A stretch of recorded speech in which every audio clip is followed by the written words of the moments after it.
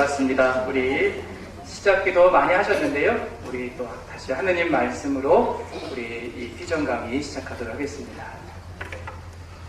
성부와 성자와 성령의 이름으로 아멘.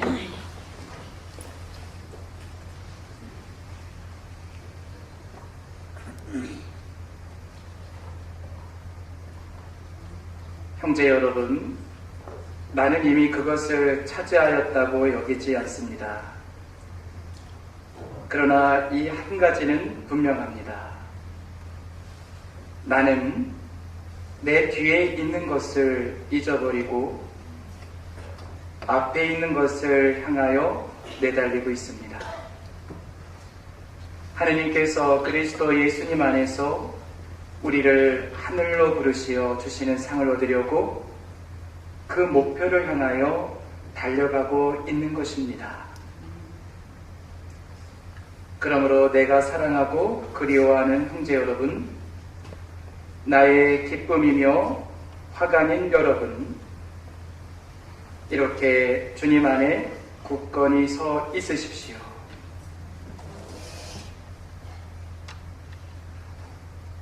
성부와 성자와 성령의 이름으로 아멘.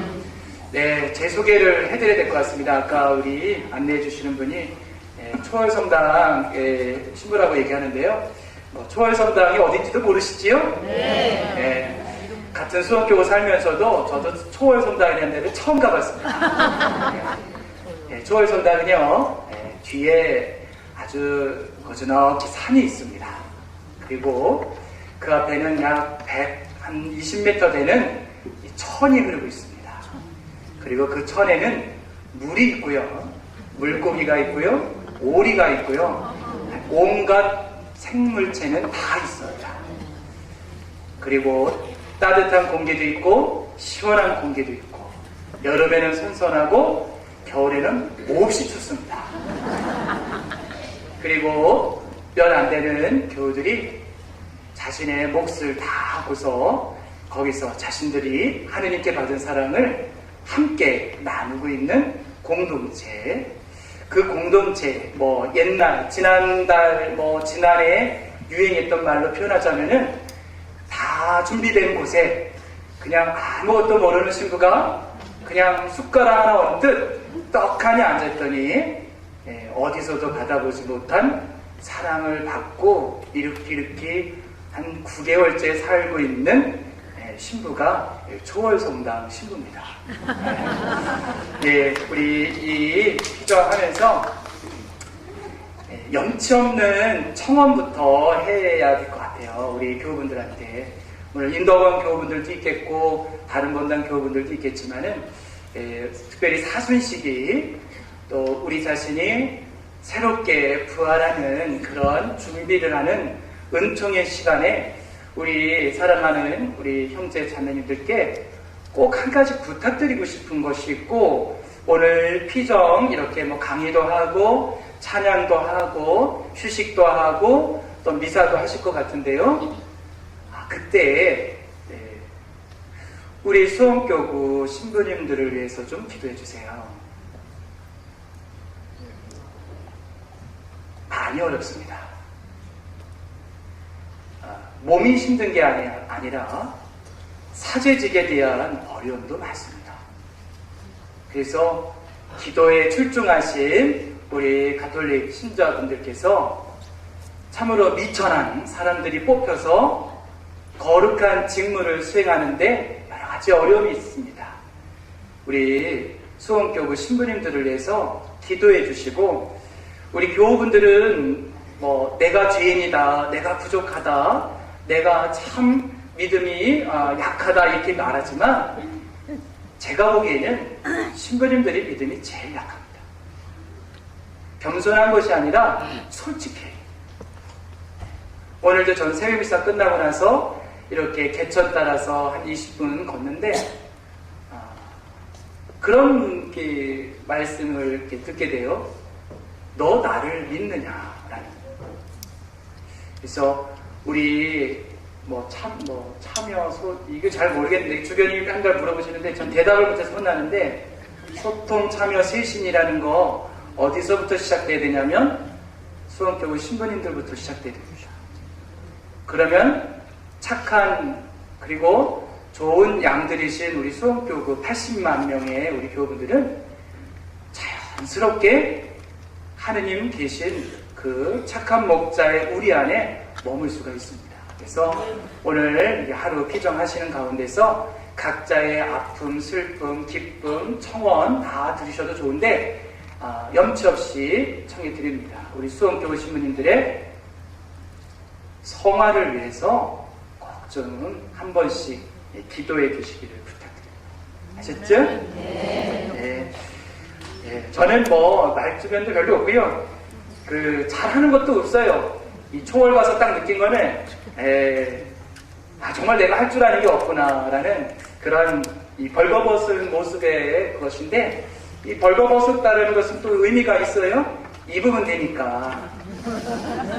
입고 있으면서 벌거벗음을 못 느끼면은 그 사람은 어떻게 할 수가 없어요.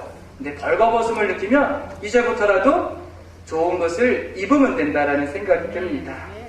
그래서 제가 지난 3개월 동안 이렇게 여러 가지 생각도 하면서 책을 읽는데, 먼저 우리 저나 오늘 함께 피정하시는 우리 형제 자매님들에게 들려주고 싶은 희망의 메시지부터 하나 전해드리고 싶어요.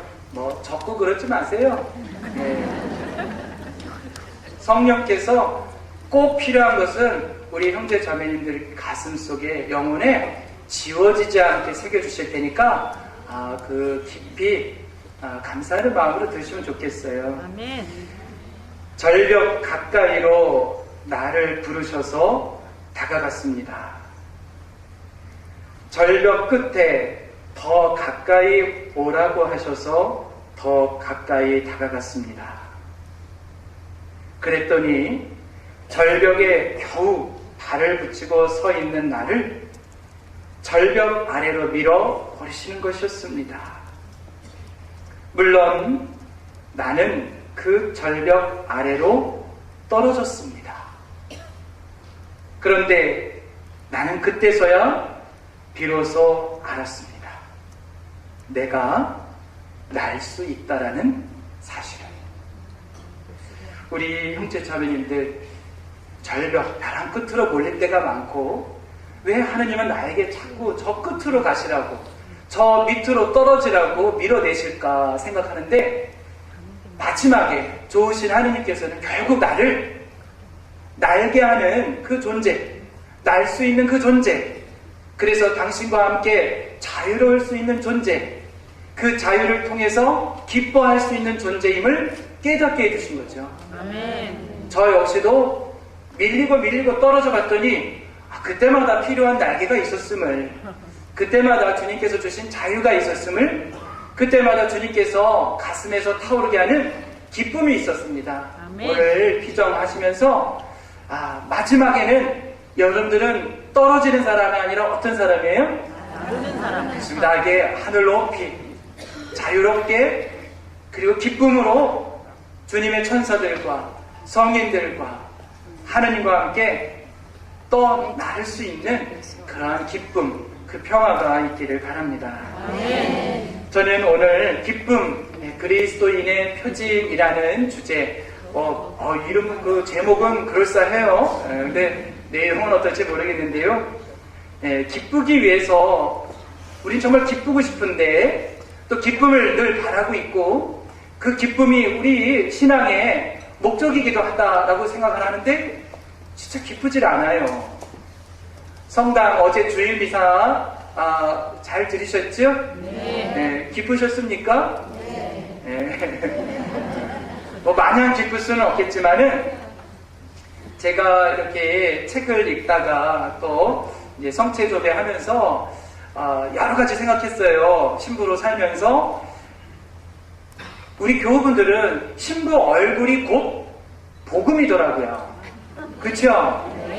미사 입당성다 시작되고 이제 신부가 이 입장에서 성부화하고 성호경 긋기 전에 딱 첫 얼굴, 그게 복음이 될 수도 있고 뭐가 될 수도 있어요? 뭐 그럴 수도 있는 거죠. 뭐가 될 수도 있는 거죠. 그래서 신부는 잘생겨야 돼요. 어지간히 생겨서는 우리 교우들에게 기쁨이 될 수가 없어요. 예. 목사님들은 잘생기기도 했지만 이것도 잘해요. 신부님들은 글쎄요, 그냥 마음은 예뻐요. 그래서 신부는 첫째 잘생겨야 된다. 어떻게 잘생겨야 돼요? 저처럼 생기면은 안 되고요. 주님 닮은 모습으로 잘생겨야 된다. 이런 말씀드리고, 그러니까 제가 신부로서 이제 11년째 살고 있는데요. 내가 웃어본 적이 얼마나 있었던가. 복음을 전하면서 내 얼굴이 복음이 된 적이 있는가? 내 손이 복음이 된 적이 있는가? 내 발걸음이 복음이 된 적이 있는가 해보면 손에 꼽을 정도입니다.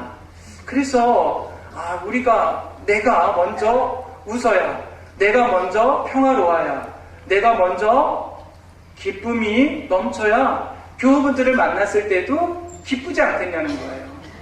복음은 읽을 수도 있고 묵상할 수도 있지만 복음을 제일 잘 묵상할 수 있는 방법은요, 웃고 있는 사제. 그치요? 그냥 우리 어르신들 여기 앞에 앞쪽으로 앉아 계시는데 신부가 웃을 때가 제일 이뻐 보이죠? 네, 그렇습니다. 근데 신부님들이 잘 웃어요? 네. 왜 안 웃을까요? 그래서 제가 처음에 수원교회 신부님들을 위해서 기도해달라는 것은 뭐냐면, 인간적으로 즐거운 것이 아니라 주님과 함께함을 기뻐할 수 있는 그런 신부님들이 되기를 바라는 거예요. 저부터 그렇게 생각해 봤어요. 그런 의미에서 나에게 기쁨을 앗아가는 것들이 무엇일까를 묵상하면서 오늘의 주제를 한번 선정해 봤어요. 이미 우리 형제 자매님들이 다 알고 있는 건데 특별히 사순식이니까 다시 한번 찝어보자라는 그런 마음에서 5가지 주제로 내게 기쁨을 가로막는 것, 반대로 말하면 내 기쁨을 되찾을 수 있는 5가지 방법을 한번 찾아보고 싶었던 거고, 이거는 우리 형제 자매님들에게 하는 것이 아니라 사제인 저 자신에게 던지는 어떤 메시지라고 생각하시면 좋을 것 같아요. 그 첫 번째, 우리가 기쁘기 위해서 반대로 우리 기쁨을 거두어가는 좋지 못한 것 중에 첫 번째가 뭐냐면 미움입니다. 살다 보면 미운 사람 한둘씩은 생기지요? 지금도 피정어 와 있지만 미운 사람이 가슴에 있죠? 그거 오늘 봉헌하고 가시면 되는데요. 이 미운 사람은 어떤 사람일까? 상처를 준 사람, 나에게 사기를 친 사람, 또 자존심 상하게 한 사람, 또 내가 뭘 하자고 했는데 협력해주지 않는 사람, 또 나에게 잘못을 했는데 사과 한마디도 안 하고 그냥 살고 있는 사람, 그리고 내 마음을 알아주지 않는 사람, 이런 사람들이 내 마음속에 미움을 톡 던져놓은 것이 아닐까 생각해 봅니다. 하지만 정말 그들을 꼭 미워해야만 할까? 저는 이 미움이라는 것을 좀 객관화시켰으면 좋겠어요. 미움이 없을 수는 없겠지만 이미 들어온 미움이라면 좀 객관화시켰으면 좋겠어요. 그 결론은 뭐냐면 미워할 필요가 없다라는 거예요. 미워하지 않겠다가 아니라 미워할 필요가 없다라는 거예요. 우리가 아무리 이를 버득버득 깔며 그 사람을 미워한들 그 미움받는 사람은 그걸 몰라요. 그렇죠? 우리 자매님들이 남편이 미워 죽겠는데 남편 그걸 알아요? 몰라요. 우리 아빠들도 마찬가지죠? 기분 좋아서 술 한잔 먹었는데 아내가 들어와서 한다는 말 맨날 술이랑 먹고 온다고. 그래서 난 미운데 아내는 그걸 알아요? 몰라요. 사실 미움을 받는 사람보다 그를 미워하는 사람에게 더 해악을 끼칩니다. 그럼 내가 괴로운 거예요. 그렇지요? 네. 감사합니다. 이렇게 맞춰주셔서. 네. 누군가를 미워하면 에너지가 너무 많이 소모돼요. 웃을 때보다 또 뭔가 신경 쓸 때보다 온갖 에너지가, 다리가 정말 후덜거릴 정도로 에너지를 다 소모하고 맙니다.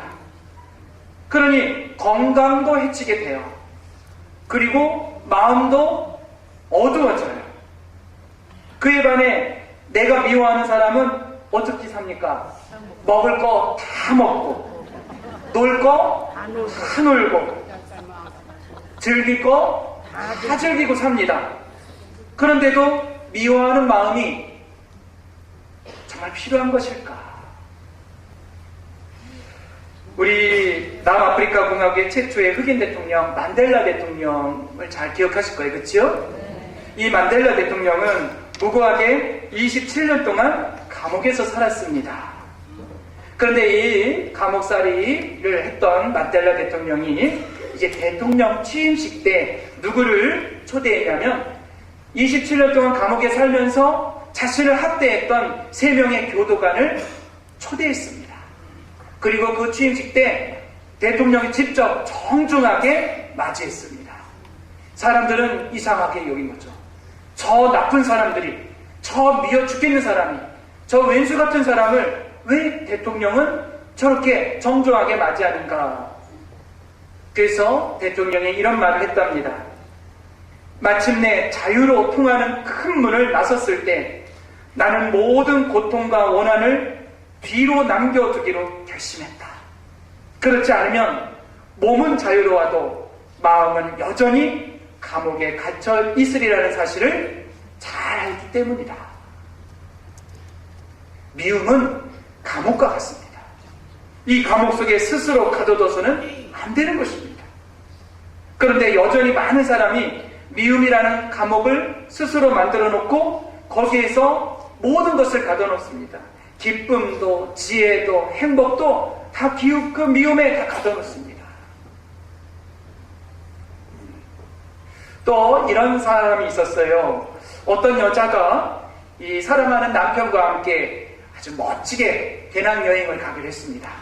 근데 그 가는 곳이 얼마나 아름답냐면 사람들이 다 그래요. 거기 갔다 온 사람들이 다 천국 갔다고 했어요. 거기 갔다 오면 다 천국이라고 생각할 거예요. 그래서 이 여자는 마음이 너무 설레어가지고 야, 그렇게 천국 같은 곳이니까 멋지게 사진 찍어갖고 와야 되겠다. 그 기쁨을, 그 행복을 계속 보려고. 근데 자신의 집에는 그 멋진 사진을 찍을 사진기가 없었어요. 그래서 평상시에 너무나 친했고 너무나 그 즐거움을 같이 나눴던 친구한테 아주 좋은 카메라를 빌려달라고 했더니 그래 빌려줄게 해서 그냥 기쁨, 이 희망은 부풀어 올랐습니다. 그런데 이제 카메라를 정녕 빌리러 가기 위해서 여행 가기 전날 그 친구한테 얘기했더니 못 빌려주겠다고 하는 겁니다. 여러분이라면 어떤 마음 들 것 같아요? 뭐 황당하겠습니까? 그냥 뒤돌아오면서 그냥 아주 너무 몇 번이고 얘기했는데 카메라를 안 빌려준다 그래서 어떻게 합니까? 그냥 똑딱이 카메라 있잖아요. 그 우리 일회용 카메라 그거 들고서 그냥 여행을 했다 합니다. 공항에서 비행기 타고 7시간 가면서 또 공항에 내려서 또 버스를 타고 그 천국 같은 여행지에 도착을 했는데 이 여자는 남편 옆에 앉아갖고 마음 내려 원통한 마음이 있었던 거예요. 어쩜 그 친구 저럴 수 있을까? 내가 그 친구한테 커피를 사준 게 얼마고 밥을 사준 게 얼마고 내 마음을 터놓은 게 얼만데 그냥 마음이 미움이라는 거로 먹구름이 가득 찼습니다. 하다못해 배신감도 느꼈습니다. 그런데 이제 앞에 정말 찬란한 하느님 나라 같은 멋진 광경이 보이면 어떻게 되겠어요? 더 화가 나는 거예요. 내가 이걸 찍어야 되는 건데 더 화가 나는 겁니다. 이 아름다운 풍경을 제대로 담을 수 없어서 진짜 속에서 불이 나온 거죠. 용이었으면 그냥 불이 나왔을 거예요. 속이 쓰리고 그냥 어쩔 수가 없는 거예요. 미움 때문에. 하다못해 이제 도저히 못 참겠어갖고 그 아름다운 광경을 보면서 남편한테 이제 욕을 하기 시작하는 겁니다. 여보, 걔 미숙이가 어떤 애인지 알아? 내가 생각해보니까 아주 괘씸한 여자애야. 막 이러면서 남편은 그걸 다 듣고 있었다고 합니다. 그래서 남편이 여보 다 말했어? 아유 말하기는 기운이 없어서 말 못하지 지금. 그랬더니 남편이 손을 꼭 잡고 한다는 말이 이랬답니다. 내가 봤을 때 지금 당신의 기분을 망치는 장본인은 그 미숙이가 아니라 당신 자신이야. 그 순간 우리 사랑하는 아내는 머리 한 대 맞은 거죠. 아름다운 자연 풍경을 보며 기분 전환과 기쁨을 하고자 와서는 그 카메라 하나 때문에, 안 빌려준 그 미움 하나 때문에 여행을 엉망진창으로 하고 있었던 겁니다. 미워하며 화를 내고 있는 동안 손해를 보고 있는 사람은 그 친구가 아니라 누굽니까? 내 자신인 거예요. 엄청난 손해죠. 돈 썼죠, 그치요? 돈 썼습니다. 해외여행이니까. 또 뭐 썼습니까? 시간 냈습니다. 또 뭐 냈습니까? 또 뭘 냈습니까? 아름다운 선물을 내 거로 만들지 못했어요. 이런 낭비가 있을까? 이런 낭비가 있을까요? 돈 쓰고 시간 쓰고 좋은 거 다 가지고서 결국 한다는 게 뭐예요? 미움인 거예요. 그래서 이 여자는 마음을 고쳐먹고 마음을 가득 채웠던 미움과 원망을 저 앞에 보이는 호수에 그냥 어떻게 해요? 한번 던지는 신경질 해보세요. 내가 오늘 내가까지 미워했던 그 인간이 있어요. 그게 저라고 생각하세요, 그냥. 이렇게 던지면은 앞에 떨어져서 다시 들어오세요. 내 미워하는 사람 어떻게 던집니까? 확 던지는 거예요.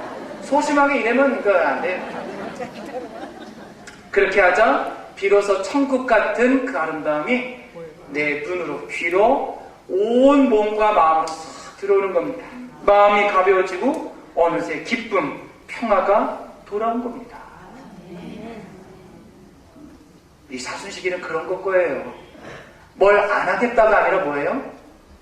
불필요한 것을 내가 버리겠다라는 것 거예요. 그래서 단식도 하는 거잖아요. 살 빼려고 단식하면 절대 안 빠집니다. 그런 내 몸에 불필요한 지방을 빼내기 위한 자유로운 선택이었으면 어떻게 해요? 내 몸은 잘 빠지게 돼 있어요.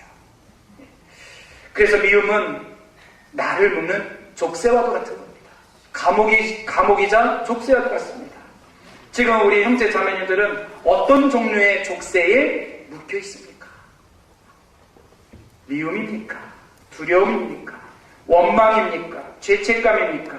상처입니까? 질투입니까? 비교하는 것입니까? 그거 오늘 다 내려놓고 가십시오.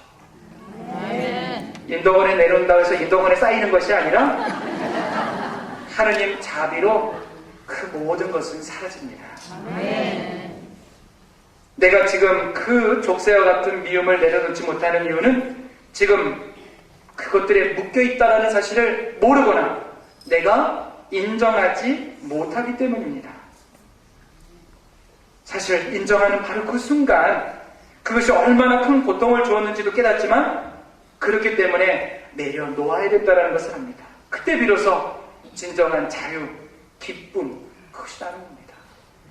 절망으로 계속 하느님이 나를 미루었을 때 내 존재를 미룬 것이 아니라 어찌 보면은 내 무거운 것을 내려놓고 가벼이 떠오를 수 있도록 해주시기 위한 섭리라는 것이죠.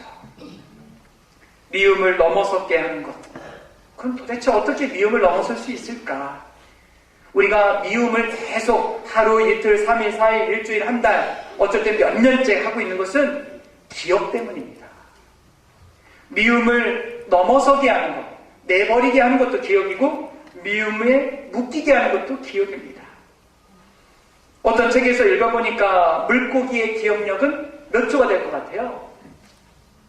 물고기의 기억력은 7초밖에 안 됩니다. 7초에 불과하기 때문에 과거의 모든 일이 머릿속에서 남아있을 수가 없어요. 7초 후면은 지금 사람이 어항을 탁 쳤던 거 아니면 호수에서 물고기가 자기가 바늘에 걸렸던 걸 잊어버린다고 합니다. 7초 후에는 모든 것이 리셋되는 거예요. 그래서 물고기는 아주 작은 어항 속에서도 무료함을 느끼지 않고 평생 어떻게 살아요? 새롭게 사는 겁니다. 사람의 고통, 슬픔은 대부분 기억과 연계되어 있습니다. 기억해 두어야 할 기쁨은 금세 잊고 잊어야 할 고민이나 상처들은 머리와 가슴 속에 깊이 뿌리를 내기에 우리 자신이 지금 기쁨을 빼앗기고 있는 것이 아닌가. 게다가 나에게 99번 잘해준 사람이라도 단 한 번 잘못을 하면 그 기억 하나 때문에 99번 나에게 몸과 마음과 정성을 다해줘 사랑했던 것을 잊어버리게 되는 거예요. 그래서 이런 얘기도 있습니다. 한 남자가 연인인, 남자 여자의 연인인 이 친구들을 데리고 여행을 이렇게 갔습니다. 아주 그 험한 계곡이 있는 그 산이었기 때문에 아주 조심하지 않으면 미끄러져 떨어질 수가 있었습니다. 그래서 이 세 사람은 천천히 조심조심 올라갔습니다. 이 험준한 계곡을 지나가다가 이 여자가 조심조심은 했지만 어떻게 해요? 이 미끄러져서 떨어지게 됐어요. 그러자 이 여자의 남자친구가 정말 사랑은 스피드입니다. 탁 잡고서 살려준 겁니다. 얼마나 사랑스러웠을까. 그래도 나를 살려주는 사람은 내 남자친구밖에 없구나. 이런 사랑스러운 눈빛으로 해서 이 여자는 자기 목숨을 구할 수 있었습니다. 그래서 근처에 있는 바위에다가 새겨놨습니다. 오늘 날짜를 해볼까요? 2014년 3월 24일 말똥이가 나를 구하라. 이렇게 했답니다. 그리고 또 몇 달 뒤에 다시 이 세 사람은 이제는 산도 갔으니까 어떻게 해요? 바다로 갔습니다. 바다 갔더니 하얀 모래사장이 있었습니다. 그런데 뭐 재미난 놀이도 했겠죠. 이 남자는 그걸 지켜보고 있었겠고, 모래사장 하면 제일 하고 싶은 놀이가 뭐예요? 나 잡아봐라 했겠죠. 나 잡아봐라. 정말 우리 자매님들 그런 거 하고 싶으세요?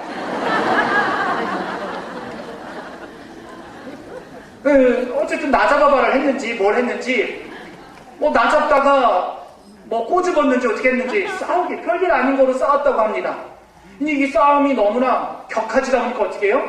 남자친구가 이 여자친구 뺨을 때린 거예요. 야, 오늘은 추임새가 장난 아닌데요? 이 뺨을 한테 딱 때렸어요. 솔직히 그 맞으면 이제 끝이죠. 때린 건 끝인 거예요. 그렇죠? 맞고 살 거면 왜 살아요? 웃으시는 분은 맞을 본 적이 있는 거네요.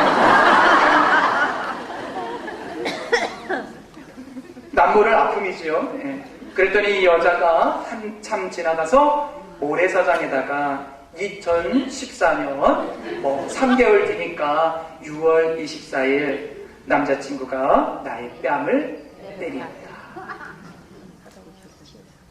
그래서 이걸 지켜보고 있던 남자가 여자한테 물었습니다. 왜 산에서 구해진 일은 바위에다 새기고 뺨 맞은 것은 모래에 새기냐 했더니 우리가 짐작할 수 있는 답이 나오죠? 나는 그가 나의 목숨을 구해준 일을 평생 잊지 않고 감사하며 기쁘게 살고 싶었어. 하지만 남자친구가 내 뺨을 때린 일은 금방 잊고 싶었어. 그래서 기억하고 싶은 일은 바위에 새기고 잊고 싶은 일은 글씨가 금방 사라지는 모래 위에 새기고.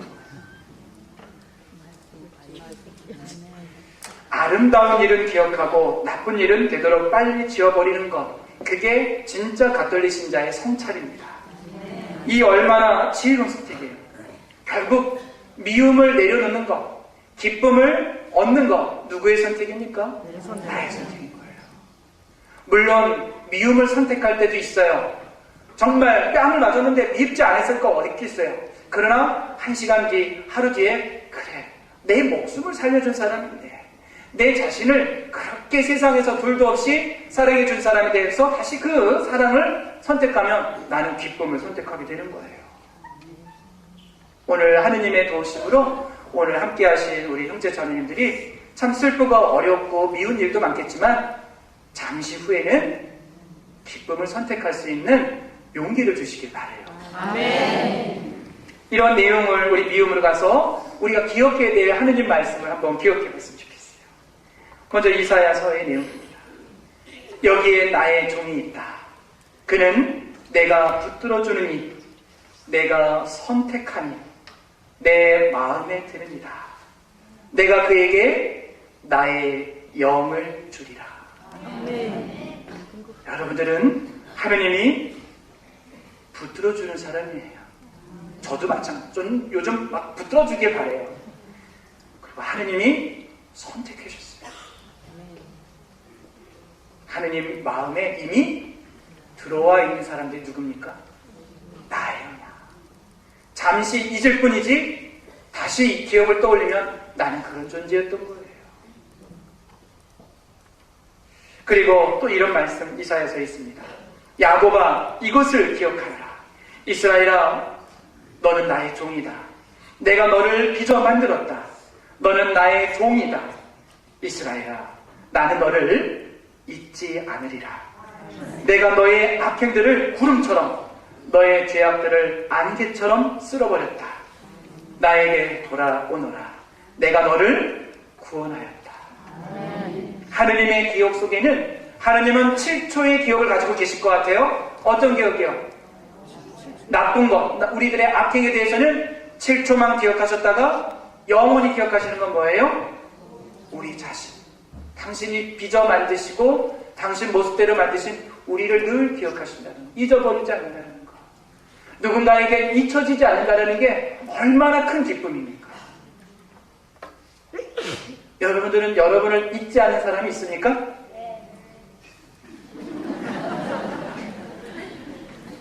물어보세요. 전화해갖고 물어보시고 나야 알지? 누구 끊으세요.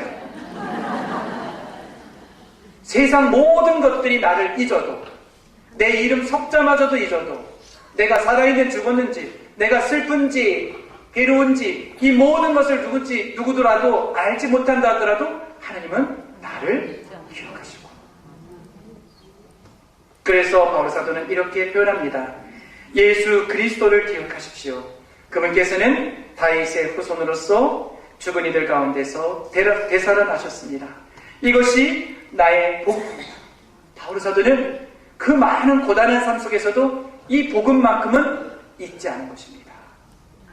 여러분들이 앞으로 교회 안에서 신앙생활 하면서 이 복음, 우리를 권해주신 그리스도를 잊지 않는 그 은총이 늘 가득하시기 바랍니다. 아멘. 두 번째는 이제 미움을 내려놓는 것 우리가 끊임없이 필요하겠고, 두 번째는 마음에 낀 먼지 좀 닦아야 됩니다. 사순식이 특별히 그런 식이죠. 그래서 중국의 극작가 스탠성이라는 사람은 이렇게 말한 적이 있어요. 마음의 방은 매일 청소하지 않으면 금세 먼지가 쌓인다. 먼지가 쌓인 마음은 흐릿한 잿빛으로 변한다. 우리는 매일 많은 일을 겪는다. 그리고 기쁜 일도 슬픈 일도 모두 마음의 방에 자리 잡는다. 그런데 너무 많은 일과 생각이 자리 잡아서 서로 복잡하게 얽혀버리면 마음도 그에 따라 흐릿해지고 엉망진창이 된다. 고통스러운 감정과 불쾌한 기억이 마음을 채운다면 더더욱 의기소침하고 우울해질 수밖에 없다. 그렇기에 늘 정기적으로 마음의 먼지를 걷어내고 어두운 마음을 밝게 환기시켜야 한다. 마음에 쌓인 많은 걱정을 정리해보자. 그래야 혼란과 번민에서 벗어날 수 있다. 무의미한 걱정과 근심을 버려라. 그러면 기쁨과 행복이 마음의 방에서 더 많은 공간을 차지하게 될 것이다. 이런 내용이 있어요. 사순시기는 정말 규칙적이지만 우리 마음의 방을 한번 치우는 거예요. 제가 요즘 이 가정방문을 다니거든요. 아마 여기 신부님들도 다니시겠지만은 이 가정방문 다니니까 집이 정말 이렇게 깨끗할 수가 없어요. 그래서 또 구역장님하고 반장님들하고 짰는지 제가 물어봐요. 여기 집은 워낙 이렇게 깨끗해요? 네! 그래서 그렇게 신부가 가서 정리한 것도 있지만 어쩔 때는 쇼파도 없어요. 쇼파 요 다리 자국은 있는데 쇼파가 없어요. 여기 쇼파를 없앴나봐요? 네! 성수 뿌리면서 돌아다니면 그 쇼파가 저쪽 그 베란다에 나가 있어요. 마음의 방을 청소하는 것. 겉으로 드러나는 방을 청소해도 개운한데 마음의 방을 청소한다면 얼마나 좋을까. 옛날에 어느 유명한 수도승이 있었는데 이 수도승에는 인생을 밝히는 등이 있었다고 합니다. 매우 신비한 등이어서 그 빛을 받은 사람은 마음이 깨끗하고 고귀해지기 때문에 세상 모든 사람들로부터 존경을 받을 수 있다고 합니다. 그런데 어느 날 세 사람이 그 인생의 등을 얻고자 이 나이든 수도승에게 찾아왔다고 합니다. 무릎을 꿇고 선생님, 저에게 인생의 등을 주십시오. 그러자 수도승이 방긋이 웃으면서 이렇게 말했습니다. 사람은 세 등급으로 나눌 수 있다. 여러분들도 한번 몇 등급에 속하는지 한번 재보세요. 너무 겸손하게 하지 마세요. 첫째, 남에게 늘 해를 입히고 자신만 생각하는 사람은 하등이다. 하등에는 안 속하시죠? 벌써 어려워지셨네. 그 마음이 먼지로 가득하기 때문이다. 둘째, 남에게 가끔 해를 입히고 자신만을 생각하는 사람, 중등입니다. 여기엔 좀 속하십니까? 겸손하지 말라 그랬더니 이제 교만해지셔가지고 세 번째가 되는 것 같아요. 남에게 평생 해를 입히지 않고 이타적인 태도를 지닌 사람, 이 사람은 상등이다. 다 속하시지요? 네, 그렇습니다. 네.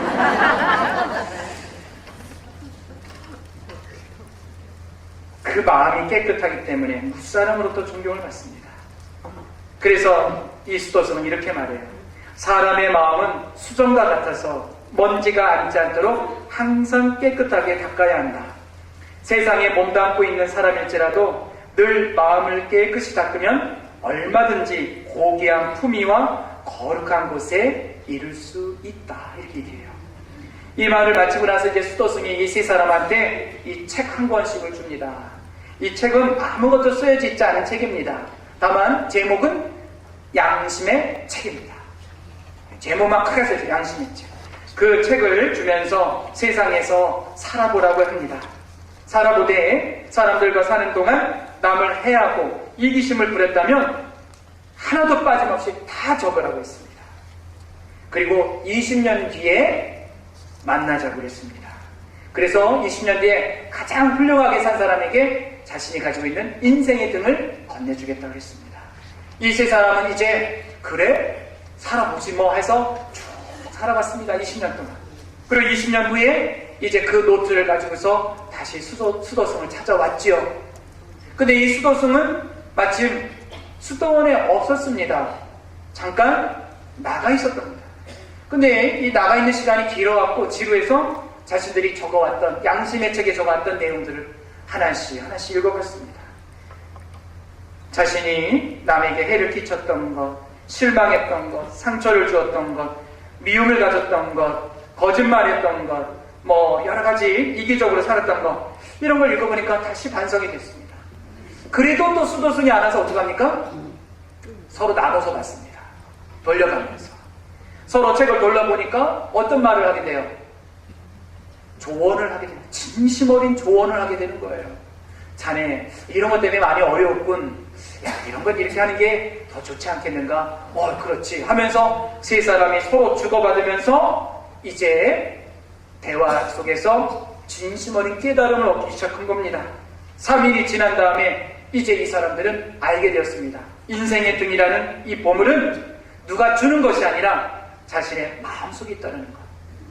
먼지 한 점, 부끄러움 한 점 없는 깨끗한 마음이 바로 우리 자신을 품위 있게, 거룩하게, 존경받은 만큼 이 인생을 펼쳐준다는 거예요. 그런 의미에서 우리 마음은 곡간과 같습니다. 내가 한 말, 내가 한 행동, 생각, 그로 인해 내 마음에 담긴 것, 그것이 하나도 빠짐없이 내 마음이라는 곡간에 쌓입니다. 남에게 자신의 마음의 곡간을 열어놓고서 그 곡간에 뭐가 있는지, 또 그 곡간에 불필요한 것이 무엇인지를 조언하는 사람의 말을 들을 수만 있다면 그 사람은 정말 인생의 등을 가지고 있는 거죠. 인생의 마지막 순간, 내 자신을 아름답고 완벽하고 기쁘게 만들 수 있는 것은 무엇일까? 화려한 옷이나 많은 재물일까? 또는 명성일까? 자존심일까?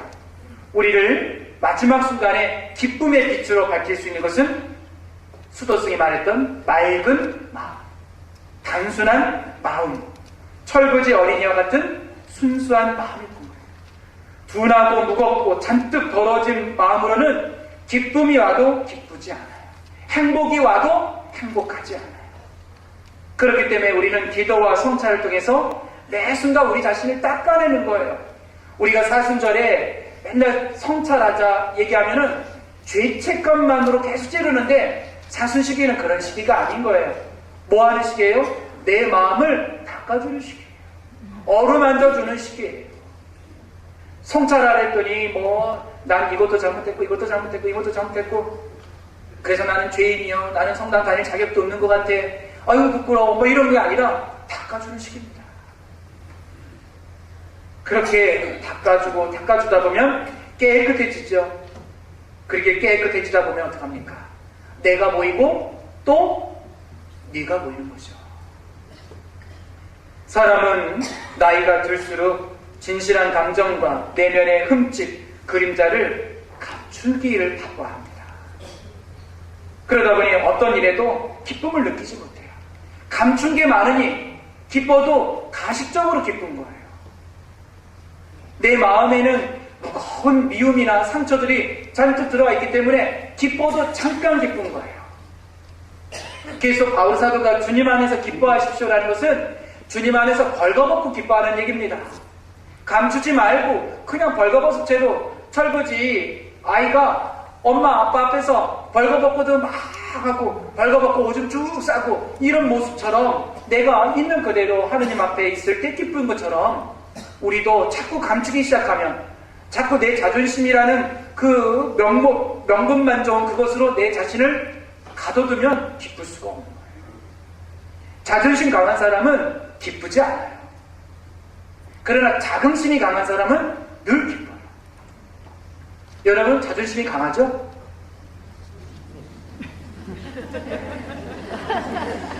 그래서 우리 자신이 자긍심이 있고 솔직해질 수 있는 사람이 되도록 하는 것이 바로 자기 성찰인 것입니다.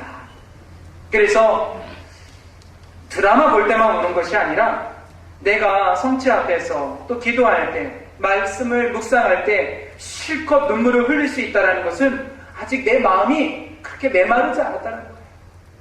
또 괜히 웃을 수 있다는 것, 까르르 하고서 웃을 수 있다는 것은 아직 내 마음이 살아있다는 것입니다. 하느님 자비의 손길이 우리를 씻어주고 계시고 어루만져주고 계심을 느끼고 있다는 거예요. 그런 의미에서 우리가 웃고 울고는 정말 필요한 거예요. 그게 지금 내 상태를 얘기하는 거거든요. 정말 기쁨보다 더 큰 문제는 뭐냐면 웃을 수도 없고 울 줄도 모르는 사람이에요. 죽은 사람이죠. 울지도 못하고 웃지도 못하는 사람은 죽은 사람인 거예요. 그런 의미에서 우리가 기쁨을 위해서는 잘 닦아내야 됩니다. 얼굴만 닦지 말고 몸만 닦지 말고 내 마음도 잘 닦아주세요. 그러면 잘 닦인 옷구슬, 수정 이런 것에는 내가 보이고 또 이렇게 비치면 누가 보여요? 너가 보이고 하늘을 비치면 누가 보여요? 하느님이 보이는 거죠. 내 마음을 잘 닦아주세요. 죄책감으로 자꾸 찌르지 마시고 닦아주시는 것. 여러분 만약에 남편이 이상하게 해서 다이아몬드를 이따만한 거를 하나 줬다 이거예요. 반지로. 그럼 어떻습니까? 어떻게 닦을 것 같아요? 어떻게 닦아요? 그러죠. 또 자연산 진주 목걸이를 이렇게 갖고 한 40개짜리를 이렇게 해서 줬어요. 그러면 아침에 일어나서 제일 먼저 하는 게 뭐예요? 다이아몬드나 그 진주는 못 가져갑니다. 그러나 여러분의 마음은 하느님께 가져가요. 이쁘게 닦아주세요. 제일 부드러운 천으로, 하느님 자비라는 가장 부드럽고 따뜻한 천으로 여러분의 마음을 닦아주세요. 사순식이 남은 시간 동안은 그렇게 닦아주세요. 얼마나 상처 났는지, 얼마나 때가 묻었는지 그래 닦자. 닦으면 얼마나 깨끗해지겠는가. 그러면 잘 닦고 하다 보면 응답이 들릴 거예요. 무슨 응답이에요? 보시니 참 좋았다. 여러분은 워낙 보시니 참 좋은 사람인 거예요. 적어도 여기 계신 분들은 이뻐. 근데 지금 웃지 않은 분은 많이 닦으셔야 될 거예요. 많이 닦으셔야 돼요. 그래서 하느님의 말씀으로 우리 자신의 마음을 들여다보고 우리 마음을 다시 한번 성찰해 봤으면 좋겠어요. 예수님이 먼저 말씀하셨습니다. 행복하여라 마음이 깨끗한 사람들, 그들은 하느님을 볼 것이다. 하느님 보고 싶죠? 네. 하느님 보는 방법은 성당도 아니고 어디도 아니에요. 내 마음. 이미 우리 모두는 하느님을 볼 수 있는 그 마음을 가지고 있어요. 다만 뭐예요? 좀 닦자. 좀 닦자. 어떤 게 닦아요? 가장 부드러운 천류. 또 예수님 이 말씀해 주셨어요. 내 눈은 내 몸의 등불이다. 내 눈이 맑을 때에는 온몸도 환하고 성하지 못할 때에는 몸도 어둡다. 그러니 내 안에 있는 빛이 어둠이 아닌지 살펴보아라. 너의 온몸이 환하여 어두운 데가 없으면 등불이 그 밝은 빛으로 너를 비출 때처럼 내 몸이 온통 환할 것이다. 여기서 예수님이 말씀하신 눈은 다른 게 아니겠죠. 우리 마음일 겁니다. 내 마음이 지금 어둠인지 빛인지를 잘 성찰해서 선택은 우리 자신이 한다 그랬죠. 그래 닦아서 빛이 되자는 거예요. 또 예수님은 경고의 말씀도 해주셨죠. 너희가 잔과 접시의 겉은 깨끗이 하지만 그 안은 탐욕과 방정으로 가득 차 있다. 먼저 잔 속을 깨끗이 하라. 그러면 겉도 깨끗해질 것이다. 얼굴에 잔잔한 미소가 있으신 분은 뭘 예쁜 것, 온화한 옷을 입어서 이쁜 게 아니라 뭐예요? 그 마음에 그 잔잔함이 있는 것이죠. 그렇죠? 그래서 여러분들도 아침에 일어나시거나 저녁에 씻고 주무실 때 거울 좀 한번 보세요. 네, 거울. 내 얼굴은, 솔직히 말해서 내 얼굴은 오늘 살아갔던 내 하나의 결과물이에요. 얼굴 보세요. 오늘 얼굴 보셨어요? 네. 안 보셨구나? 안 보셨구나. 얼굴 보면서 겉으로 드러나는 얼굴의 모습은 내 마음의 얼굴하고 다를 게 없어요. 그쵸? 네, 얼굴. 제가 이렇게 초월성당에서 미사 드릴 때요, 교우분들이 어떻게 되냐? 이러고 계셔요. 그래서, 저분은 나에게 미소를 주시는구나. 또 어떤 젊은 자매가 저한테 이러고 있어요. 그러면 저분은 나에게 유혹을 주시는구나. 네. 그렇습니다. 그래서 얼굴에서 다 나타납니다. 그래서 우리는 이렇게 기도할 수 있고 이렇게 응답을 들을 수 있어요. 우리 시편의 말씀이죠. 저의 죄에서 저를 말끔히 씻으시고 저의 잘못에서 저를 깨끗이 하소서. 너희 자신을 씻어 깨끗이 하여라. 내 눈앞에서 너희의 악한 행실들을 치워버려라. 악행을 멈추고 선행을 배워라. 그러나 이런 말씀 이전에 아주 바오로 사도는 우리가 누구인지를 설명해 줬습니다. 여러분은 주 예수 그리스도의 이름과 우리 하느님의 영으로 이미 깨끗해졌습니다. 그리고 거룩하게 되었고 또 의롭게 되었습니다. 그러므로 사랑하는 여러분, 육과 영의 모든 더러움에서 우리 자신을 깨끗이 하여 하느님을 경외하며 온전히 거룩하게 됩시다. 네, 그렇죠? 우리 마음 한번 닦아보는 게 좋겠습니다. 이제 세 번째로는 상처입니다. 제일 어려운 건데, 상처 있으시죠? 네, 상처 있으신 분은 한번 발가락을 움직여보세요. 상처 다 있어요. 저도 상처가 많아요. 제가 스스로 낸 상처도 있고 남이 낸 상처도 있어요. 이 상처에 대해서 어느 인도 여행을 갔다 온 분이 이렇게 말씀해 주신 것을 정리해 봤어요. 어느 수행자가 겐지스강에서 수행을 하고 있었다고 합니다. 참선을 하고 있었던 거겠죠. 한창 깊은 묵상에 빠져 있는데 갑자기 첨벙이는 작은 소리가 들려서 눈을 떠보니 전갈 한 마리가 이 강에 빠져 있어서 허우적대고 있었던 거예요. 그래서 이 수행자는 손을 뻗어서 전갈을 딱 잡고서 건져주었더니 어떡합니까? 전갈이 물지 않아요. 찔러요. 독침으로 찌르는 겁니다. 그거 아프잖아요. 그러나 수행자는 아무 일 없이 다시 묵상에 들어갔습니다. 근데 조금 있다 또 전갈이 빠져서 허우적거렸습니다. 그래서 수행자는 다시 조금 전과 마찬가지로 전갈을 집어서 땅에 놓으니까 또 모든 일은 삼세판. 그래서 또 빠졌습니다. 그래서 했더니 또 쏘였습니다. 그걸 옆에서 지켜보고 있던 사람이 손가락질하면서 얘기하는 거예요. 참으로 어리석은 사람아. 아니 전갈이 사람을 쏜다는 사실을 모르나? 왜 자꾸 찔리고 있나 아프게. 그러자 이 수행자가 미소를 다지며 하는 말. 압니다. 그런데 왜 자꾸 구해줘? 독을 쏘는 것이 전갈의 본성이라면 자비를 베푸는 것은 나의 본성이다. 전갈의 본성 때문에 나의 본성이 바뀌어서야 되겠는가? 그죠? 요즘 우리 시대 사람들 사랑 불능증에 걸려 있어요. 시련의 상처와 그림자가 너무 깊은 나머지 누구도 사랑하지 않기로 혹은 사랑할 수 없는 상태가 된 거예요. 아이러니하게 하느님을 믿는 하느님의 계명을 간직한 우리 신앙인들도 딜레마에 빠져 있습니다. 계명으로서 또 마땅히 사랑해야 한다는 것을 알고 있지만 정작 그 사랑 때문에 상처와 아픔을 겪고 사랑하기를 망설이죠. 특히 우리 봉사자분들이 그럴 거예요. 하느님을 사랑하고 교회를 사랑하는 마음으로 봉사를 했는데 봉사할 때마다 어떻게 해요? 정갈한테 쏘여요. 그래서 사랑하기를 망설입니다.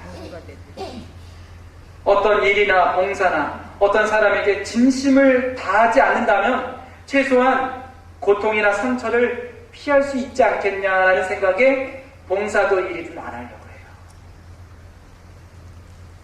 사랑할 건가 말 건가 이 경계선 안에서 우리는 늘 고민하고 있어요. 사람은 누구나 본래 선하고 단순한 존재이지요. 단순합니다. 우리는. 다만 전갈에 여러 번 쏘이고 아팠기 때문에 마음이 좀 변한 것뿐입니다. 수없이 상처와 아픔을 겪으면서 우리 본래의 꿈과 열정을 잃어버리고 냉담하게 마음의 문을 닫아본 것뿐이지 우리 마음 자체가 처음부터 이렇게 차갑고 어둡지는 않았다는 겁니다. 그러면서도 우리는 변명하죠. 내가 처음에 순수함을 지키지 못한 게 아니야. 나 처음부터 이렇게 냉담하려고 했던 거 아니야. 다만 변하지 않으면, 내가 이렇게 변하지 않으면 이 험한 세상에서 나 자신을 지킬 수가 없을 것 같아. 상처받고 아픔을 겪어보니까 이 세상이 얼마나 치사하고 무서운 세상인지를 알았어. 내가 먼저 웃어 보이면 상대방도 웃을 것 같지? 절대 그렇지 않아. 그러니 어쩌겠어. 그런 세상에 내가 적응해야지. 나도 변할 거야. 더 이상 순진하게 굴지 않고 살 거야. 적당히 살 거야. 원래 내가 아니라 다른 나로 살 거야. 전갈의 본성 때문에 나의 본성을 바꿔버립니다. 많은 사람들이 오로지 자기 보호에 급급해서 본래의 모습과 진심에서 자신을 떼어놓습니다.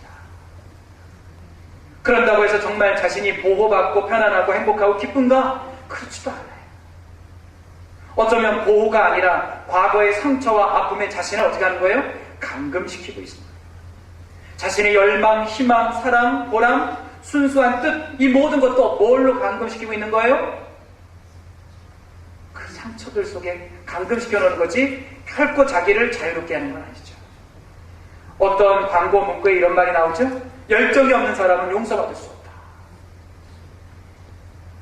삶에 대한 열정, 희망, 갈망, 애정을 가진 사람만이 인생의 기쁨을 맛볼 수 있고 더 잘 살고자 하는 희망도 가질 수 있는 거예요. 물론 아플 때도 있지만 그렇기 때문에 더 기쁜 것이 무엇인지를 알죠. 반대로 영혼 속에 아무런 믿음, 희망, 의지 이런 것이 없는 사람은 살아있어도 충분한 마찬가지예요. 그런 사람에게 과연 행복이 있을까? 그런 삶의 즐거움이 허락될까? 삶이 자신을 속일지라도 열정과 희망을 잃지 않는 사람과 실망과 상처 속에 자신을 메말라버리게 방치해두는 사람과 우리는 어떤 걸 선택할 것인가? 아무리 상처를 받을지라도 우리는 과감히 사랑해야 합니다. 왜냐하면 진정한 사랑에는 고통도 따르지요. 그러나 고통조차 있게 만드는 감미로운 기쁨이 그 고통 뒤에 있는 거예요. 우리가 예수님의 십자가의 저것을 보면서도 왜 위로를 받는가? 저 뒤에 뭐가 있습니까? 부활이 있는 것입니다. 죽지 않으면 부활도 없는 거예요. 나자로가 예수님의 명령에 따랐지요. 무덤에 갇힌 돌, 그 무덤돌을 치우라고 했습니다. 부활이 되기 위해서는 그 무덤에 있는 돌부터 치워야 되는 거예요.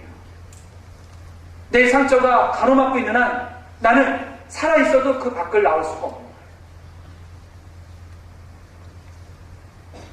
여러분은 첫사랑들 다 해보셨죠? 기억도 안 나겠지만 첫사랑 철부지 사랑 말고요, 진짜 내가 남자로서 좋아하고 여자로서 좋아했던 사랑 기억나십니까? 아니, 여기서 대답하셔도 돼요. 부부끼리 안 오셨으면. 첫사랑 기억나시죠? 지금 그 첫사랑 찾아갈 일도 아니지만 첫사랑 생각하면 어때요? 두 부류의 사람이 나타나요. 첫사랑. 그때 참 좋았고 설레었고 얼마나 떨렸는지 몰라 하는 사람이 있고, 쓸데없는 짓이었지 이런 사람이 있어요. 여러분 전자입니까 후자입니까? 대답은 다 전자라고. 그 첫사랑과 같은 열정을 품고 우리 삶을 사랑해 보는 거예요. 누가 내 상처를 치유해 주는 것이 아니라 하느님 닮은 내 자신이 그 사랑으로 나를 치유해 줄 수 있는 것입니다. 삶은 자신을 사랑하는 자에게 반드시 미소를 보여주게 돼 있어요. 네. 그래서 어떤 시도 있죠? 우리가 한 번쯤 들어본 시, 춤추어라 아무도 바라보고 있지 않은 것처럼, 사랑하라 한 번도 상처받지 않은 것처럼. 우리도 그래요. 오늘 사랑할 일이면 오늘 사랑하는 거예요. 그래서 하느님의 말씀을 또 들어봅니다. 우리가 이제 사순 성주간 때 많이 들을 내용이죠. 이사야 예언서. 그가 찔린 것은 우리 악행 때문이고 그가 으스러진 것은 우리의 죄악 때문이다. 우리의 평화를 위하여 그가 징벌을 받았고 그의 상처로 우리는 나았다. 베드로 사도도 이렇게 말씀해 주셨어요. 그분께서는 우리의 죄를 당신의 몸에 친히 지시고 십자나무에 달리시어 죄에서는 죽은 우리가 의로움을 위하여 살게 해주셨습니다. 그분의 상처로 여러분의 병이 나았습니다. 예수님은 더 솔직하게 말씀해 주셨어요. 그러나 내 말을 듣고 있는 너희에게 내가 말한다. 너희는 원수를 사랑하여라. 너희를 미워하는 자들에게 잘해주고 너희를 저주하는 자들에게 축복하며 너희를 학대하는 자들을 위하여 기도하여라. 남이 너에게 해주기를 바라는 그대로 너희도 남에게 해주어라. 그리고 요한복음 13장에 아주 잔잔한 감동을 주는 말씀이 있죠. 그분께서는 이 세상에서 사랑하신 당신의 사람들을 끝까지 사랑하셨다.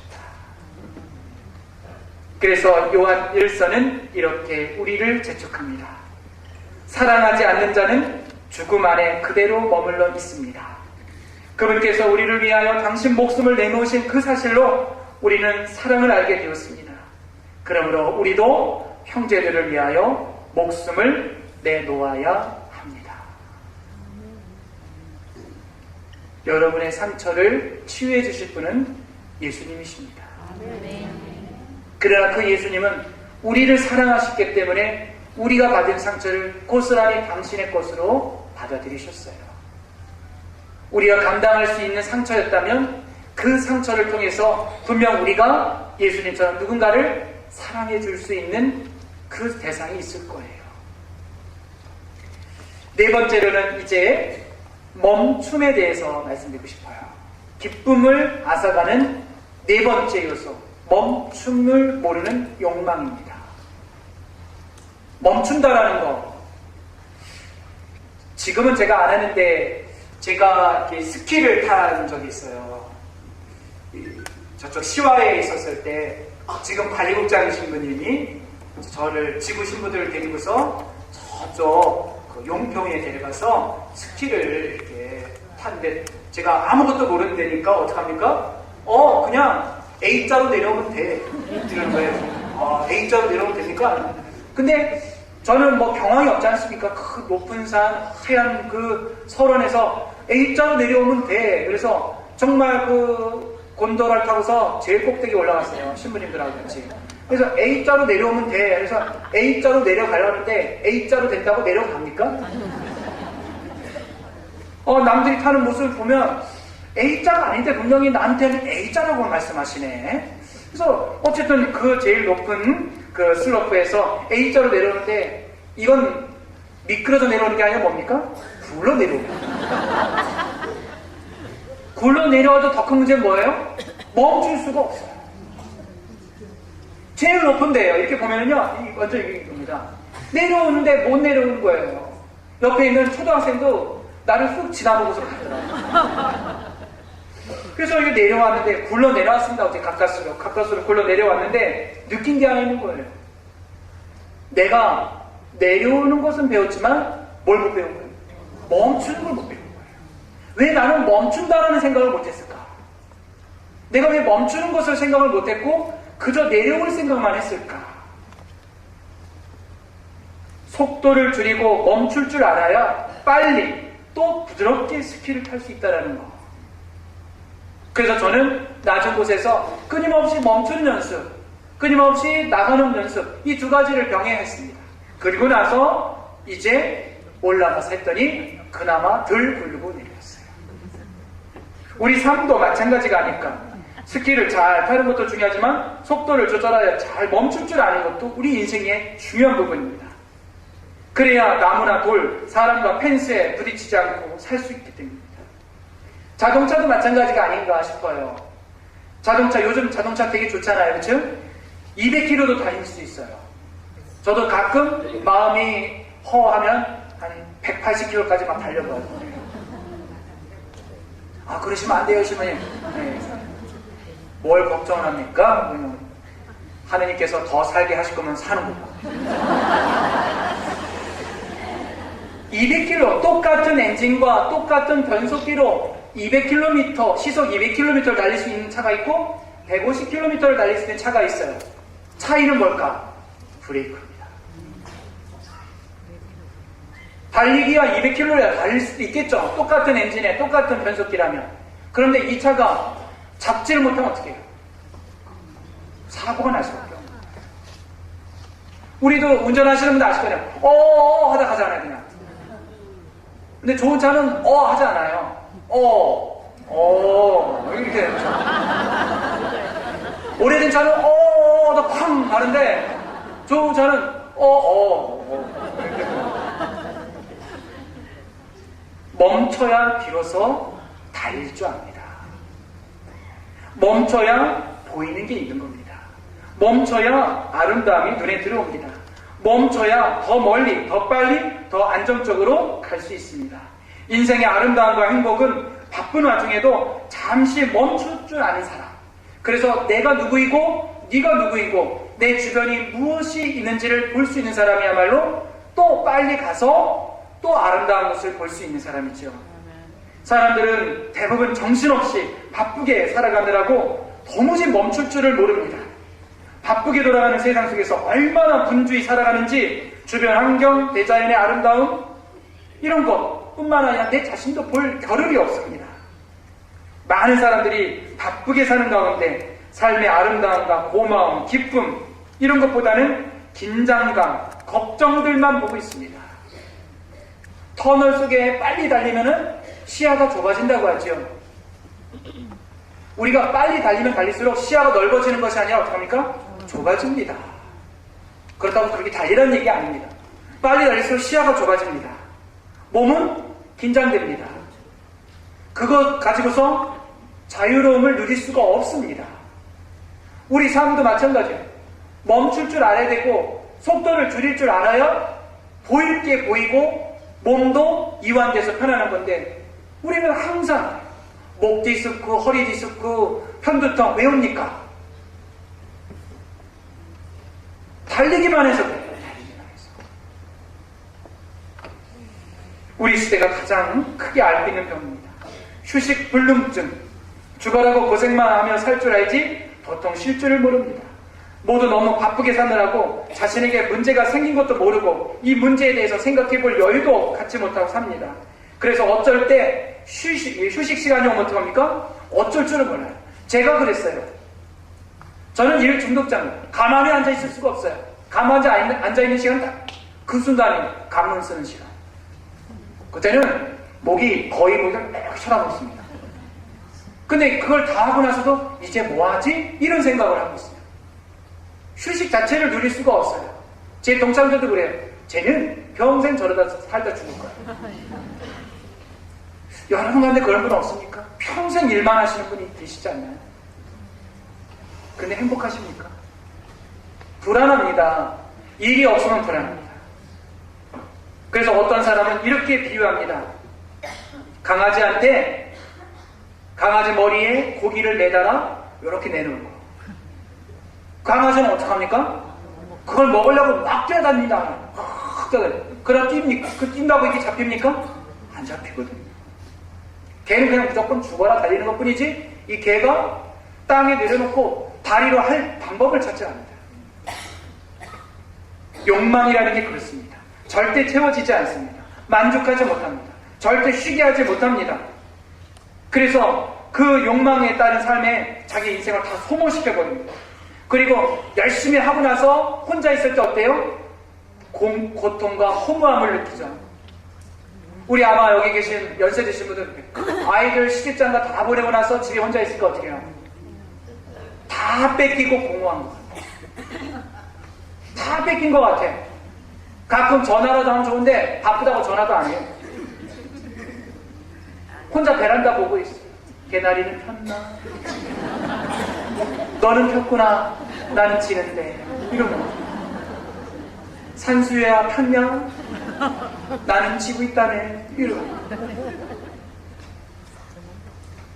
평생 열심히 일하는 것이 잘못된 것이 아니라 우리 사람은 멈춰서 보고 듣고 느끼는 것도 있는 게 사람이지 무조건 달리는 게 아니라는 거죠. 원인을 알지 못하니 기쁠 수도 없고 기쁘지 않으니 그 공허함을 채우기 위해서라도 또 밤낮 가리지 않고 열심히 일할 수밖에 없습니다. 마음이 평화로워야 몸도 편안해지고 건강해지고 편안한 상태에서 부정적인 생각도 줄어들고 부정적인 생각이 없어야 삶의 방향도 잡히게 되는 것이죠. 죽을 때까지 또 죽어서도 하지 못하는 그 고민과 걱정 속에서 노예처럼 살아간다면 아무리 부자고 명예가 있다고 해서 뭐가 좋겠어요? 우리는 언제쯤 한 번이라도 나 자신을 위해서 멈출 수 있을까? 언제쯤 우리를 묻고 채찍질하는 욕망의 채찍에서 벗어날 수 있을까? 나의 사랑스럽고 존귀한 모습을 언제 정면으로 마주할 수 있을까? 질척이는 욕망의 질주에 멈추고 담백하고 편안한 마음을 언제 가질 수 있을까? 이미 세상을 떠난 장영희 교수가 말한 대로 얼마 남지 않은 나머지 삶 어떻게 살아야 행복한 삶일까? 오로지 나다운 자신이 되기 위해 하루에 잠시라도 우리의 안식이며 평화이신 하느님 앞에서 멈출 수 있을 때 우리는 비로소 내 자신에게 진실하게 말할 수 있는 것이겠죠. 여러분들 한번 눈 감고 생각해 보세요. 이 세상에서 단 하나뿐인 사랑하는 마리아야. 얼마나 힘들었냐. 얼마나 지쳐있냐. 얼마나 불안해했냐. 그동안 얼마나 마음고생이 심했나. 잠시 멈추어 내 곁에 기대어 있어도 된다. 잠시 쉬어도 된다. 네가 잠시 내 곁에 머물면 너를 사랑하는 이들도 내 곁에 다가와 속삭일 거야. 고맙다고, 사랑한다고, 너 소중하다고. 그러면 너는 힘을 얻고 기쁨을 얻어서 더 멋진 삶을 위해서 달릴 수 있을 거야. 자신에게 이렇게 얘기해 줄 수 있는 사람이 행복하고 기쁜 사람이죠. 하느님의 말씀 속에 이런 말씀이 있죠. 너희는 멈추고 내가 하느님임을 알아. 또 시편 37편의 내용은 이렇습니다. 주님 앞에 고요히 머물며 그분을 고대하여라. 노여움을 그치고 성을 가라앉혀라.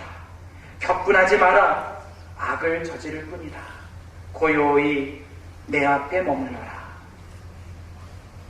고생하면 무거운 짐을 진 너희는 모두 나에게 오너라. 내가 너희에게 안식을 주겠다. 그렇죠? 우리 멈출 줄 아는 사람 한번 멈춰주세요. 화가 나고 힘들고 상처 있고 또 두려우면 잠시 멈춰주세요. 멈추면 계속 내 뒤를 쫓아왔던 그 미움 상처들이 쫓아오는 것이 아니라 나를 격려해 주기 위해서 쫓아왔던 사람들도 그분도 계시다는 것을 깨닫게 될 겁니다. 이제 마지막으로 걱정에 관한 것입니다. 사실 우리 기쁨을 다 상쇄시키는 게 뭡니까? 걱정입니다. 저도 걱정이 많아요. 성당을 줘야 되거든요. 이 광주라는 동네가 개발 규제가 너무 심해요.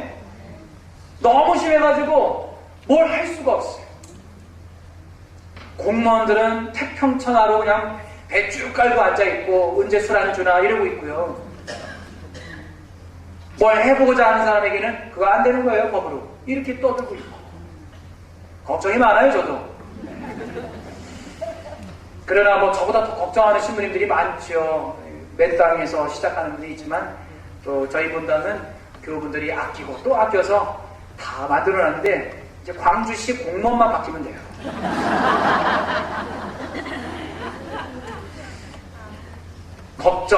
걱정에 대해서 아주 재미난 얘기가 있습니다. 이 사하라 사막에는 잿빛 모래쥐가 있다고 삽니다. 잿빛 모래쥐가 살고 있어요. 이 모래쥐는 이 사막에 건기가 올 때쯤이면 풀뿌리를 모아 저장해 둔답니다. 그치요? 건조기가 오면 어떻게 해요? 먹을 게 없잖아요. 그래서 이 풀뿌리를 부지런히 모은다고 합니다. 이른 아침부터 늦은 저녁 때까지 온 사막을 죄다 헤치고 다니면서 열심히 자기가 앞으로 먹게 될 풀뿌리를 모은다고 합니다. 그런데 건기를 날 수 있을 만큼 충분히 풀뿌리를 저장한 뒤에도 모래쥐들은 여전히 끊임없이 풀뿌리를 찾아다닌다고 합니다. 이미 먹을 게 다 있는데 그래도 계속 찾아다닌다고 합니다. 실제로 이 모래쥐가 이 건기를 지내기 위해서 필요했던 풀뿌리는 2kg이면 된다고 합니다. 그런데 10kg 이상을 모아놓는다고 합니다. 그 중에 대부분은 건기가 끝나면 썩어버리고 없어진다고 합니다. 그래도 여전히 모래쥐는 풀뿌리를 계속 모읍니다. 고통과 피곤에 시달리면서도 필요한 양의 몇 배, 심지어 몇십 배나 많은 풀뿌리를 모은다고 합니다. 순전히 걱정하지 않아도 될 고생을 스스로 하고 있는 거예요. 2kg이면 되는 거를 10kg. 이런 모래쥐를 잡아다가 실험을 했답니다. 어떤 잘 가꿔진 우리에다가 가둬놓고서 먹을 양만큼의 풀뿌리를 나눴다고 합니다. 근데 우리에 갇힌 모래쥐는 풀뿌리를 찾지 못하자 충분히 먹을 먹이가 있음에도 불구하고 불안에 떨었다. 이 불안한 것이 찍찍거리면서 더 소리를 질렀다고 합니다. 분명히 먹을 게 여기 있는데 더 찾지 못해서 불안해갖고 찍찍거리는 겁니다. 결국 먹이는 입에 대지도 못한 채 스트레스 받다가 죽었다고 합니다. 이거 실제 실험에서 나온 결과예요. 결국 잠재의식 속에 깊이 뿌리박은 걱정 때문에 실제도 있지 않은 그 심리적 위협 때문에 죽어버린 겁니다. 사람이라고 모래지랑 다를까요? 걱정은 우리에게서 기쁨을 빼앗아가는 최고의 적입니다. 재산, 건강, 신분, 직장, 신뢰, 사랑하는 사람, 먹는 거, 입는 거, 마시는 거, 왜 걱정 안 할 수 없겠어요? 다 걱정하는 거죠. 그런데 이 걱정이라는 것이 너무 심하면 이 모래주처럼 살 수밖에 없는 거예요. 그리스어로 이 걱정이라는 단어는요, 마음과 나누다라는 이 두 가지 단어가 결합되어 있는 것입니다. 마음과 나누다. 합해는 뭐예요? 마음이 나눠졌다라는 거예요. 옛날 고대 영어에서는 이 걱정을 질식시키다라는 뜻도 품었다고 합니다. 질식시킨다. 마음이 나눠지는 것, 질식시키는 것, 이게 걱정입니다. 걱정이 지나치면 사람이 질식이 되죠. 그렇죠? 걱정이 많으면 그냥 쓰러집니다. 사람이 마음이 나눌 때 기쁨이 나뉘어집니다. 내가 남편이나 아내나 자식에 대한 오롯한 마음이 없어지면 어떻게 해요? 이제 걱정이 되면 어떻게 돼요? 잠도 안 오죠. 실망하고 짜증내고 정서적으로 불안해서 병을 갖게 됩니다. 두통, 어깨 결림, 목 통증, 위궤양 다 제가 알았던 병이네요. 그래서 제가 걱정이 많아요. 그래서 이런 게 다 있었습니다. 심지어 걱정이 심하면 그 걱정에 짓눌려 죽게 됩니다. 걱정이 많으면 또한 위대한 일을 할 수가 없습니다. 모험할 수도 없고 미지의 세계를 향해서 자기 자신을 내던질 수 없기 때문에 걱정하면 아무것도 할 수 없습니다. 카네기 역시도 자신의 행복론에서 사람이 인생을 기쁘고 풍요롭게 살지 못하는 이유는 딱 한 가지다. 걱정 때문이라는 거예요. 우리 형제 자매님들이 이미 알고 있는 얘기를 한마디 하고 싶어요. 우리가 걱정하는 내용의 60%는 어떤 거라고 합니까? 근거가 없는 걱정이다. 그리고 나머지 20%는 뭐 때문에 걱정합니까? 지나간 일 때문에. 지나간. 그럼 10%는 왜 걱정합니까? 그냥 공포감이 느껴진다고 할까요? 그냥. 그러니까 진짜 걱정해야 될 일은 몇 가지? 10%밖에 안 되는 거예요. 근데 그 10%도 어떻게 쪼개놓으면 어떠냐면 진짜 발생할 확률도 없는 게 5%라는 거예요. 그러면 그 나머지 5%는 뭐냐? 내가 어찌할 수 없는 것 중에 2%라는 거예요. 그럼 내가 진짜 걱정해야 될 건 몇 가지밖에 없어요? 3%밖에 없어요. 물론 이 3%가 걱정 안 할 수 없는 게 아니겠죠. 그러나 그 3% 역시도 충분히 이겨낼 수 있는 거예요. 걱정은 우리 선택이었던 거예요. 걱정하지 않는 것도 우리의 선택입니다. 어떤 상황에 처하더라도 스스로 걱정을 선택하지 않는 한 아무도 우리를 걱정하도록 만들지는 않습니다. 아주 쉽고 간단하면서도 가장 놀라운 치료법인데도 우리는 그렇지 않습니다. 예수님이 몇 번에 걸쳐서 그랬죠? 걱정하지 마라. 우리는 이 말씀에 순종해야 됩니다. 걱정하지 말라는 말에 우리는 들으면 좋은데 어떻게 해요? 순종하진 않아요. 목숨을 부지하려고 무엇을 먹을까 걱정하지 마라. 너희 가운데 누가 걱정한다고 해서 자기 수명을 조금이라도 늘릴 수 있느냐? 늘리기는커녕 줄이죠. 그러므로 내일 걱정은 하지 마라. 내일 걱정은 내일이 할 것이다.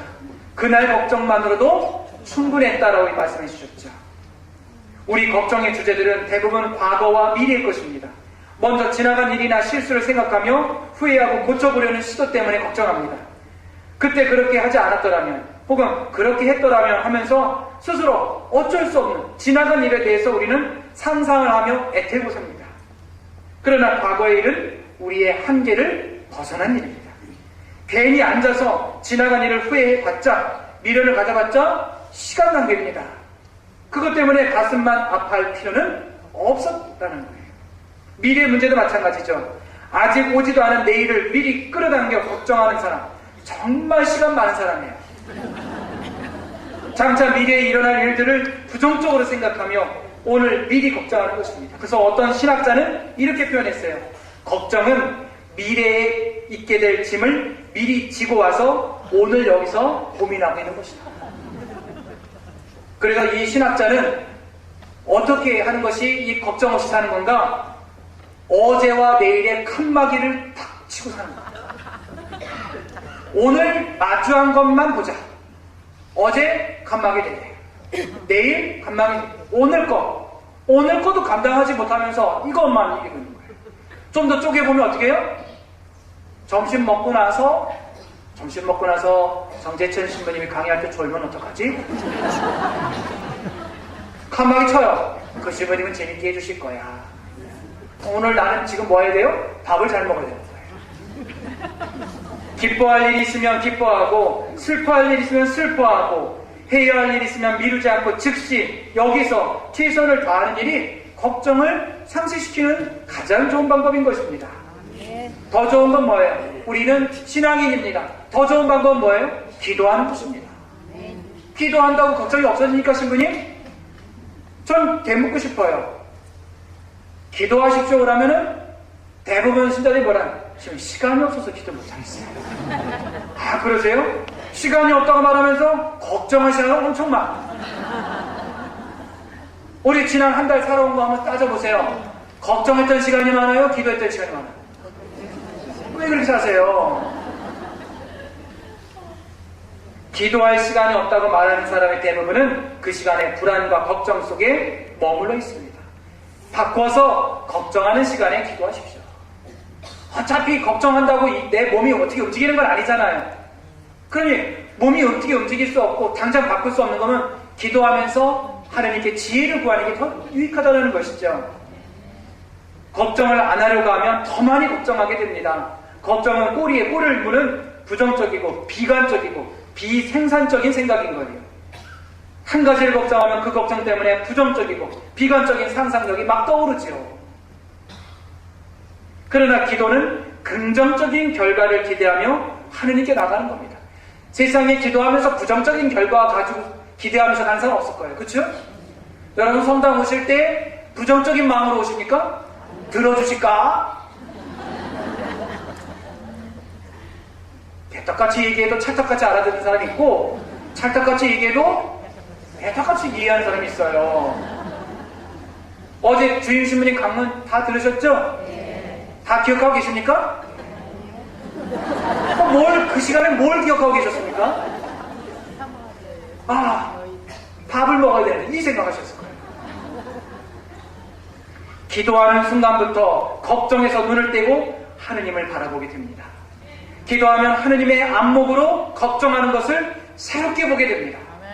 그때 내가 걱정하는 문제들이 하느님 안에서 아무 문제가 아님을 깨닫게 됩니다.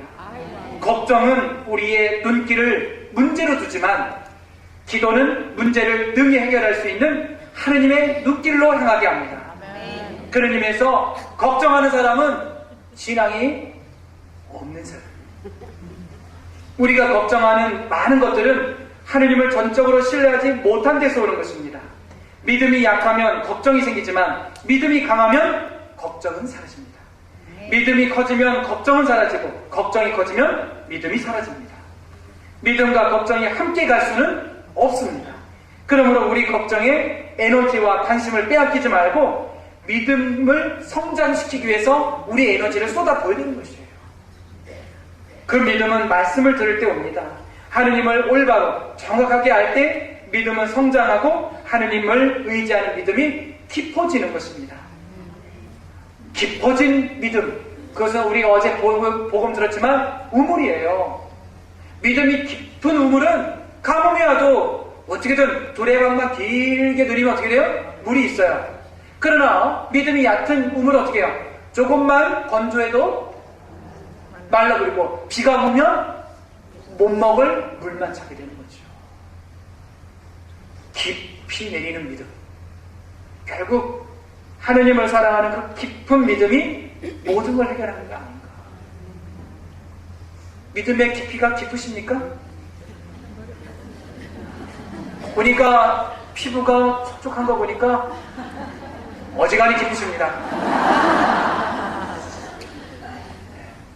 믿음의 깊이. 저는 믿습니다. 그러나 믿음이 부족한 저를 도와주십시오 했던 백인 대장의 기도가 우리의 기도가 되어야 되겠죠. 얼마나 마음이 쓰렸겠어요. 죽어가고 막 이렇게 몸이 뻗어져갖고 이러고 있는데 넌 믿느냐 했을 때 믿는다고 하면서도 어떻게 해요? 뒤에서는 걱정이 많죠. 그래서 그 백인 대장은 뭐라 합니까? 믿습니다 주님. 근데 솔직히 믿음이 얇습니다. 믿음이 부족한 저를 도와주세요. 믿음의 눈으로 보았을 때 걱정은 또 다른 차원이 되는 것입니다. 그렇지요? 그러나 걱정의 눈으로 보았을 때는 문제는 더 큰 문제가 되는 거죠.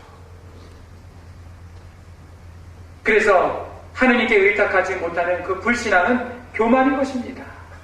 걱정을 맡지 못하는 그 불신앙, 그 교만, 자기가 감당할 수 없는 짐을 스스로 감당하겠다고 몸부림치다가 상처 입고 상하는 그것 때문에 우리는 기쁨을 빼앗기지 않을까. 예수님은 우리 인간이 걱정할 수밖에 없는 존재임을 아십니다. 그래서 저는 그냥 성체조배하면서 그래요. 하느님 아버지 감사합니다. 이런 기도 안 해요. 전 믿음이 깊진 않지만 넓어요. 여기가 많으면 여기로 가 있고 여기가 많으면 여기로 가 있습니다. 하느님 아시지 않습니까? 하느님 아시지 않습니까? 그러니까 기도가 그렇게부터 시작돼요. 힘들면. 하느님 아시지 않습니까? 뭐 화려한 신부들이 뭐 기도가 화려합니까? 저는 그냥 단순해요. 하느님 아시지 않습니까? 우리 에스테르 왕비가 자신의 동족 유다인들이 멸족하게 생겼을 때 기도를 했었습니다. 우리 민족이 어떤 민족이고 하다가 맨 마지막에 나온 에스테르 왕비의 기도 뭡니까? 주님께서는 다 아십니다. 이 한마디가 뭐예요? 다 맡겨버리는 거예요. 수많은 기도를 해도 좋습니다. 원망해도 좋습니다. 탄식을 해도 좋습니다. 인간적인 계산으로 기도를 해도 좋습니다. 그러나 우리의 마지막 기도의 내용은 뭐예요? 다 아시지 않습니까? 그래도 좀 부족함이 느껴진다면 믿음 좀 더해 주십시오. 그러니 걱정하지 말고 감사하는 마음으로 기도하고 간구하며 하느님께 필요한 것을 믿음으로 청해봅시다.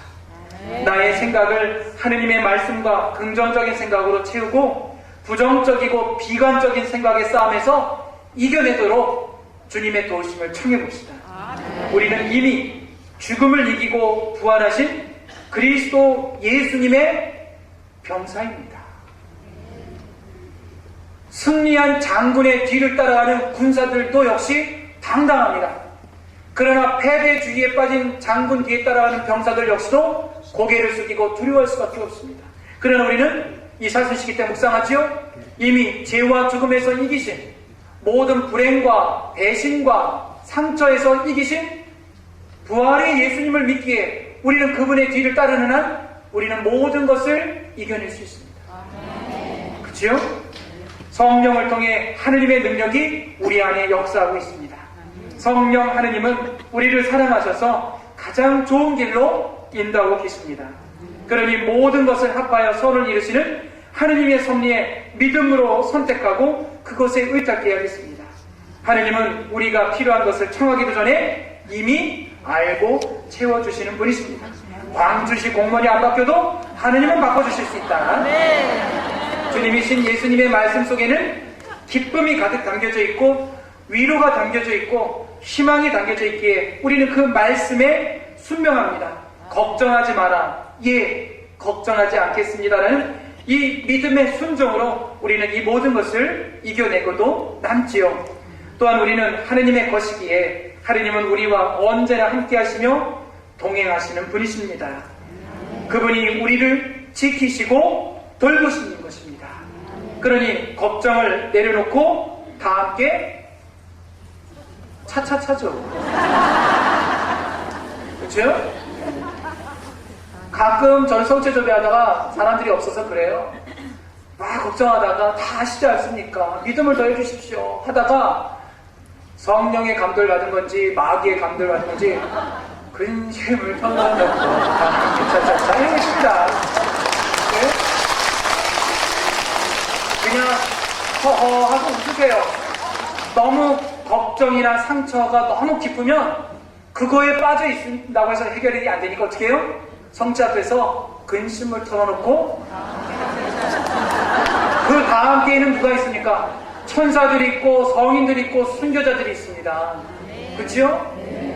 어쨌든 너무나 앞이 보이지 않을 정도로 상처도 깊고 근심도 많고 미움도 많고 내가 어떻게 할 수 없을 때는 그때는 스스로 포기하는 그런 어둠으로 들어가지 말고 하느님 앞에서 하시지 않습니까? 그렇지만 좀 믿음 좀 더해 주십시오. 그리고 저는 여기서 이렇게 노래합니다. 근심을 털어놓고 다 함께 차차차. 그리스도인의 표징은 기쁨입니다. 주님 안에서 누리는 기쁨이고 주님이 건네시는 기쁨이고 주님의 어루만지심의 기쁨이지 우리가 억지로 만들어내는 기쁨, 개그맨들이 만들어내는 기쁨이 아닌 것입니다. 그런 것들은 잠시 지나면 웃을 일이 아닌 것이죠. 주님이 나와 함께 계시고 나의 기쁨이 되어주시고 나의 위로가 되어주시는 분인 거죠. 그래서 이런 이사야서의 말씀이 있습니다. 저는 이 말씀을 오늘 피정을 임하시는 분들에게 선물로 드리고 싶어요. 너를 창조하신 분, 너를 빚어 만드신 분, 주님께서 이렇게 말씀하신다. 내가 너를 구원하였으니 두려워하지 마라. 내가 너를 지명하여 불렀으니 너는 나의 것이다. 네가 물 한가운데를 지난다 해도 나 너와 함께 있고 강을 지난다 해도 너를 덮치지 않게 하리라. 네가 불 한가운데를 걷는다 해도 너는 타지 않고 불꽃이 너를 태우지 못하리라. 나는 주 너의 하느님 이스라엘의 거룩하니 너의 구원자이다. 네가 나의 눈에 값지고 소중하며 내가 너를 사랑하기 때문이다. 그래서 시편 55편엔 이렇게 우리가 하기를 청하고 있어요. 내 근심을 주님께 맡겨라. 그분께서 너를 붙들어 주시리라. 의인이 흔들리도록 결코 내버려 두지 않으시리라. 그래서 베드로 사도는 또 같은 말을 컨닝으로 이렇게 얘기하고 있습니다. 여러분의 모든 걱정을 그분께 내맡기십시오. 그분께서 여러분을 돌보고 계십니다. 여러분을 누가 돌보고 있습니까? 궁시렁이 돌보고 있습니까?